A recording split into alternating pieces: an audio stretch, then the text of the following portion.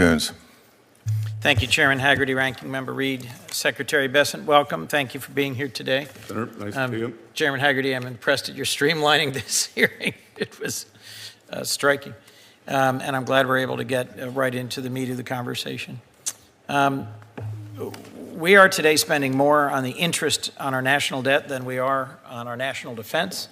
And I applaud your stated support for reducing the federal deficit and trying to get a handle on our national debt, but I struggle to square that with your support for tax policies that will, under CBO's analysis, add at least $2.4 trillion to our debt in the next decade. And given that credit rating agencies have just downgraded U.S. debt, I am concerned that by continuing to pile debt onto our national balance sheet, we will undermine growth, we will damage our ability to borrow, and we will lay the foundation for the next fiscal crisis. Do you share any of those concerns, and how do you see us making progress in improving our overall fiscal balance sheet? Senator, I don't think you and I met in person. I think we had a long... We have met, yeah. Yeah, we did meet, and we also had a very long phone conversation, yes. I remember.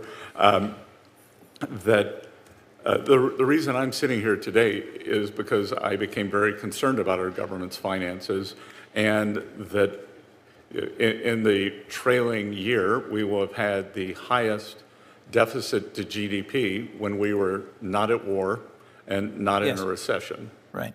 And so this is what we have inherited.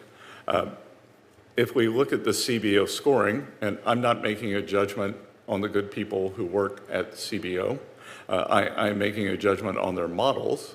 The models assume a static 1.7 or 1.8% growth, right. whether we pass the one big beautiful bill or it fails. No matter what, we always grow at 1.8%. I believe through higher growth and the cost cutting that we are doing, that we can bring that under control. And I would note that if we want to use CBO scoring, CBO scoring, which I don't agree with, is at $2.4 trillion over the 10-year window. The CBO also scores the president's tariffs at $2.8 trillion. So that would be a surplus of $400 billion.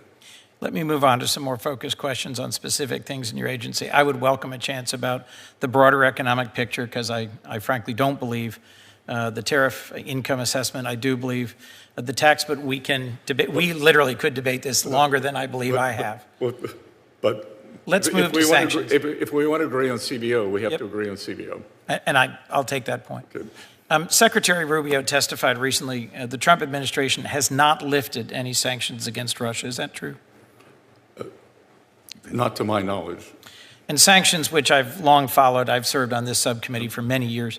It's not a static game. For every company that's sanctioned, typically they then move to set up a front company, to find another avenue. And with the Russians in particular, they're quite skilled at sanctions evasion by setting up new companies in other countries, including in the PRC. And for every sector that's sanctioned, there's a whole cottage industry devoted to evading them.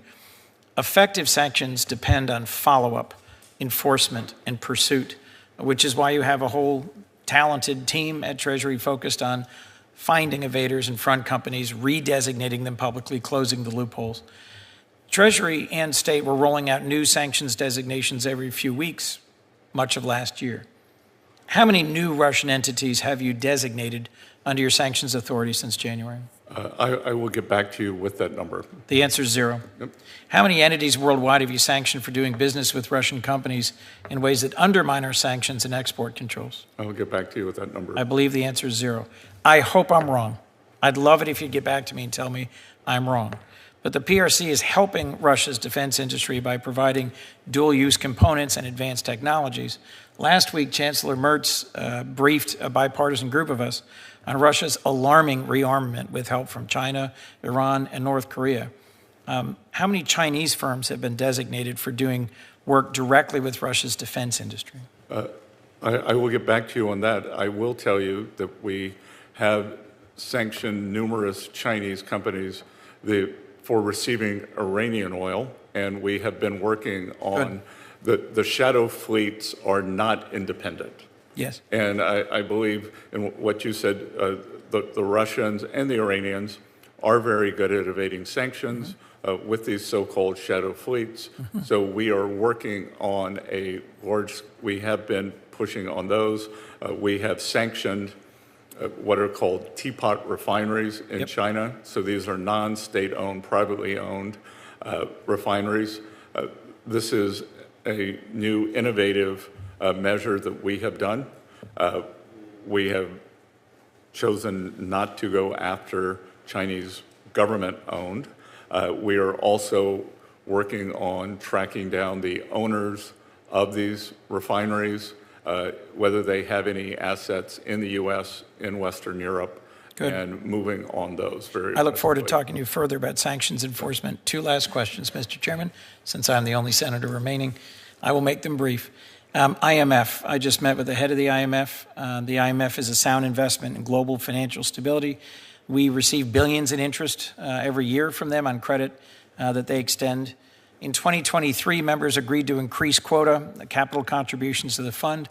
It's my understanding that the Treasury Department and the White House have shown support for a measure to increase quota. Can you just confirm it is, in fact, administration priority to increase our IMF quota? Yes. So across the multilateral Yes. the development banks, we believe that it is a very good way of leveraging tax dollars for U.S. power. And the managing director would have told you, or you may have seen that I gave a speech about 8 weeks ago Yes. during IMF World Bank Week. She did. That we are going to go back to basics, and we believe that they should be helping developing countries when they have a sudden stop and with development issues. Same for World Bank. I would love to work with you, Mr. Secretary, on making sure that the authorization for that increase actually happens this year so that we can move forward in our partnership. The Direct File program allows Americans with very simple tax returns to file their taxes for free. It's been a great success. According to IRS research, 94% of Direct File users rate their experience as excellent or above average. For a government tool for paying taxes, that's pretty darn good. You've expressed support for streamlining IRS operations, and Direct File seems to support that mission.